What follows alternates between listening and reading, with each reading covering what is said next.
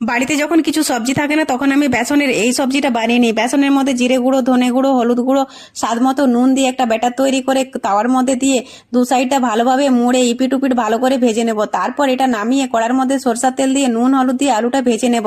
আলুটা যতক্ষণ ভাজা হচ্ছে ততক্ষণ আমি এদিকে কেটে নেব মাছের পিসের মতো করে। ভাজা হয়ে গেলে ওই তেলের মধ্যে আমি দিয়ে দেবো একটু জিরা, কেননা আমি এখানে নিরামিষ বানাচ্ছি তাই পেঁয়াজ রসুন ব্যবহার করছি না, তোমরা চাইলে করতে পারো। এখানে গোটা ধনে, গোটা গরম মশলা আর আদা দিয়ে আমি মশলাটা পিষে নিলাম। তারপর এখানে আমি ভাজা জিরাটাও পিষে নিলাম। চলে এলাম কড়ার মধ্যে, ওই তেলের মধ্যে টমেটো দিয়ে একটু নুন দিয়ে ভালোভাবে ভেজে তারপর বাটা মশলা দিয়ে লঙ্কা গুঁড়ো হলুদ গুঁড়ো দিয়ে মশলাটা কষে তারপর আমি আলু দিয়ে মশলার সঙ্গে কষে নিলাম। তারপরে জল দিয়ে জলটা ফুটে এলে বেসনের ওটা দিয়ে একটু ফুটিয়ে ভাজা জিরের বাটাটা দিয়ে এটাকে আমি ফুটিয়ে নামিয়ে নেবো। আমার তো খেতে দারুণ লাগে। তোমরা যদি না খেয়ে থাকো অবশ্যই একবার ট্রাই করো। তোমরা ভিডিওটা কোথা থেকে দেখছো সেটাও কমেন্টে জানাবে। আর ভিডিও ভালো লেগে থাকলে চ্যানেলটি সাবস্ক্রাইব করে পাশে থাকবে। Bye bye.